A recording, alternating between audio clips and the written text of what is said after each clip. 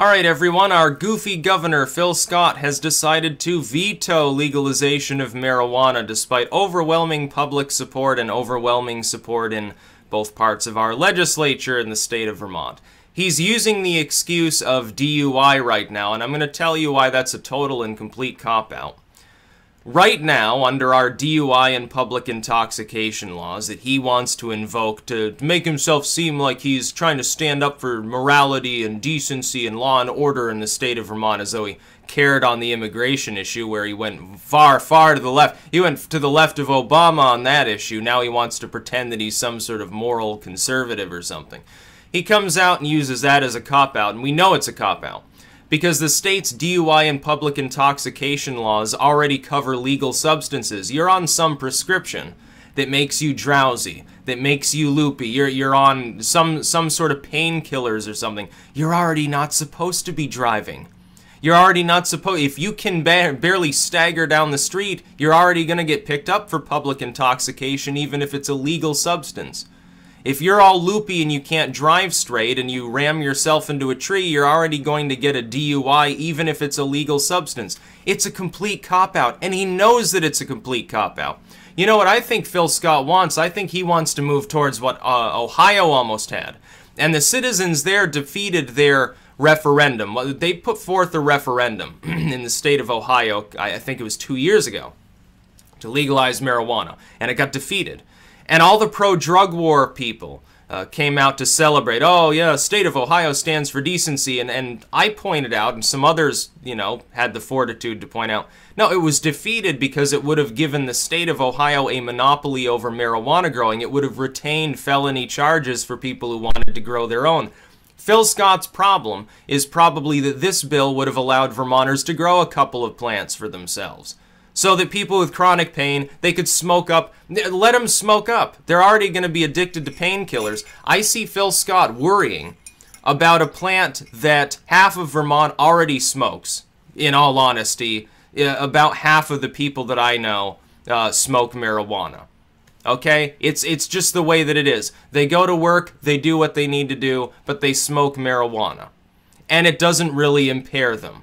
Even when they're driving under the influence of it, are they as impaired as if they just knocked back several beers? I don't think so, because I've seen people drive drunk and I've seen people drive on marijuana. There's a pretty big difference between how they drive. Not saying, of course, that I would ever condone such a thing. I still think it's a fucking stupid idea. And DUI laws still do apply to that, and that was years ago. And in full disclosure here, that wasn't recent. It doesn't involve anyone that I know now. People from college days, basically.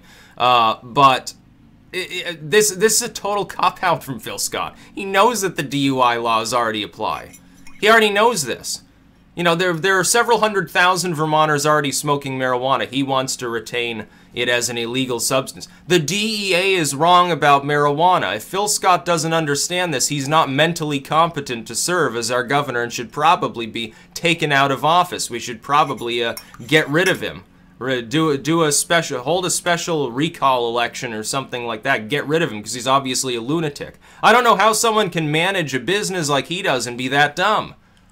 And then pretend like the state of Vermont is so dumb that we're not going to notice that his DUI claim is a cop-out. Yeah, maybe I should run for the governorship. Maybe I should run against him. I don't think that he would like that. I don't need advertising on any cable news or anything like that. I can canvass online. He'd have difficulty, I think, at that point. He's going to piss away his popularity. Okay, he's pissed the Democrats off. He pissed off the Republicans that voted for him. Who's left? Who's going to vote for this dude if he tries to run again? Probably nobody. Now, you know what I would do if I ran for governor? And by the way, I'll point this out real quick. I would never run for any federal office because I never want to see Washington, D.C. I never want to step foot in Washington, D.C. I couldn't stand to be around the people of Washington, D.C. All these senators and congressmen that are snorting coke and getting drunk constantly, and president after president who keeps failing, and a bunch of idiot lawyers and judges. I couldn't stand the stench of being in D.C. It is a literal drained swamp. It still smells a lot like a really, really rancid swamp. No thanks, I think I'll stay far away from the city of Washington, D.C. and everything associated with it. But if I were to run for the governorship of Vermont, I'll tell you what I'd do. I'd have a few very modest proposals and then I'd resign. The first thing I would say is I would tell the legislature, I want you to put the same bill through. I don't care as long as it contains the following. There's one thing that I want in the bill before I sign it, and that's that Vermonters can grow a few plants for themselves for marijuana usage. It should also, preferentially, and this is just a preference, take it or leave it, it should decriminalize some other substances, honestly, and instruct state agencies and the state police not to prosecute people, not to go after people for using them. Some of the more innocuous psychedelics, who cares?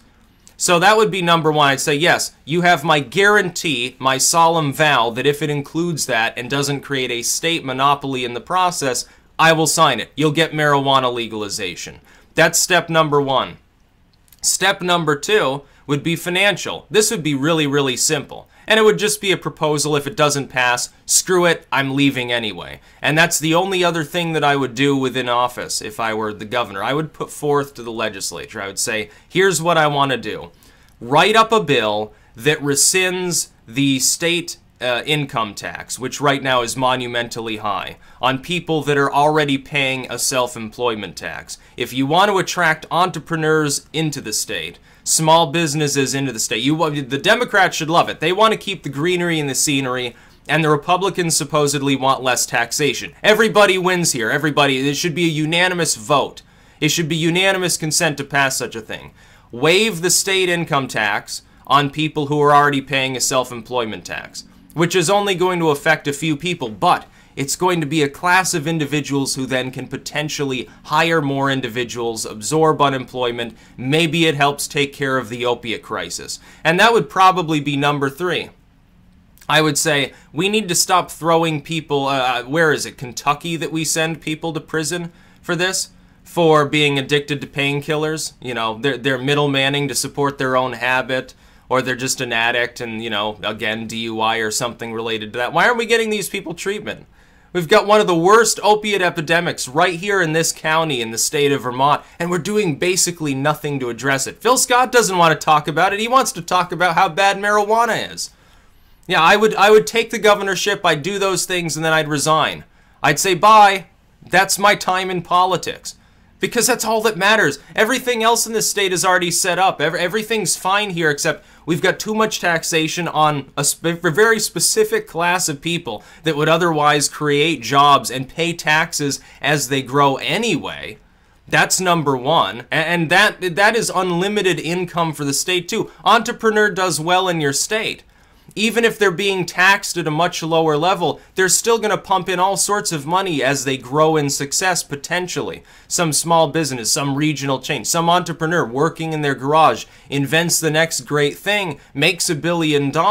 There are other ways that trickles down literally to the people of your state. The fact that we have a sales tax alone would be helpful on that token. Property taxes and so forth.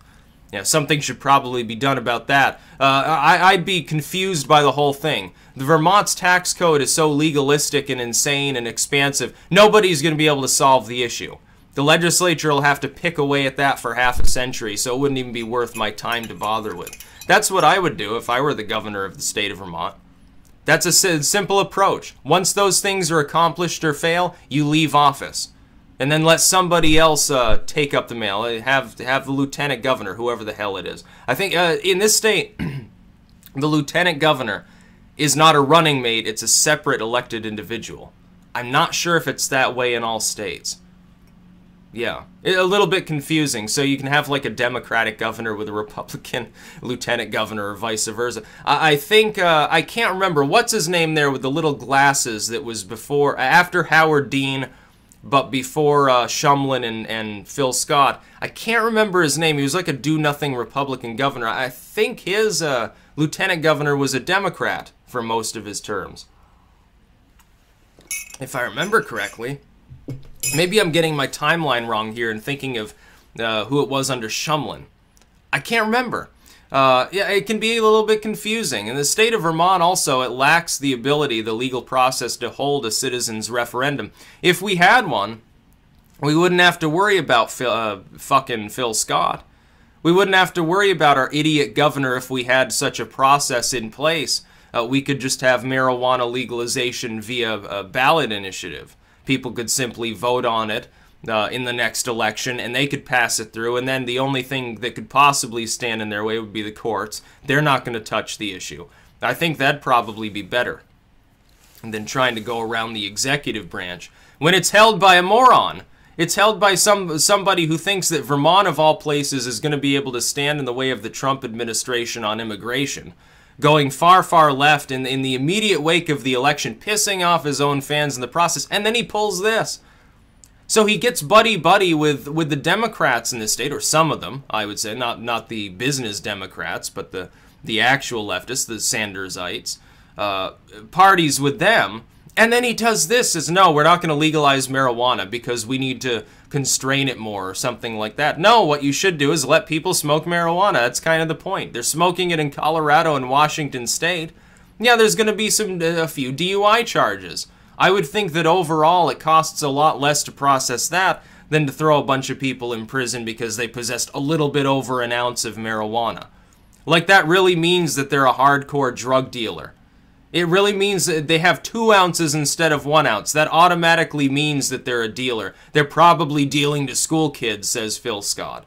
What a moron. He doesn't know what he's doing. He hasn't known what he's doing since the day he got into office. He's now pissed off everybody in the state of Vermont. With this, he manages to piss off the left, libertarians, people with common sense. With his former stance, he pissed off the right, Republican partisans, and people with common sense. The one group that he's consistently pissing off is people with common sense. Thankfully, there are still people like that in Vermont. We're not California. We're not New York City. There are still people here who know how to function properly. So yeah, it'd be funny. It'd be funny to see him be a one-termer, which he probably will, in all honesty, at this point. That's a big mistake number 2 for Phil Scott. Somebody needs to run against this moron. Maybe I'll get something started. I think that'd be funny. I don't know how much it costs to file that paperwork in the state of Vermont. I'm sure I can deal with that. I'm not going to go out and campaign anywhere. I'll make YouTube videos about it. I'll make Twitter posts or something, let people spread it online. Probably still end up defeating him. That'd be the funny part. Yeah, and then resign after a few weeks.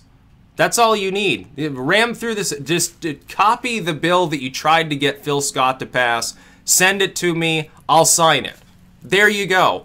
Problem solved. Marijuana's legalized. Can we please focus on the opiate epidemic that we have in this state? I've known people who were strung out. Okay, I've seen the difference between the way people operate on marijuana and the way they operate when they're crushing and snorting pills. There's a huge difference. If Phil Scott doesn't know this, then technically I believe that it's unlawful in this state for a lunatic, described within our Constitution, to actually hold office or vote and things like that. Lunatics. I would say this qualifies Phil Scott as a lunatic. If he doesn't know these things, he has to be a lunatic. Yeah, let's kick him out of office and get the lieutenant governor to take over for a while. We'll hold an election, see what happens. That's about all. Peace out.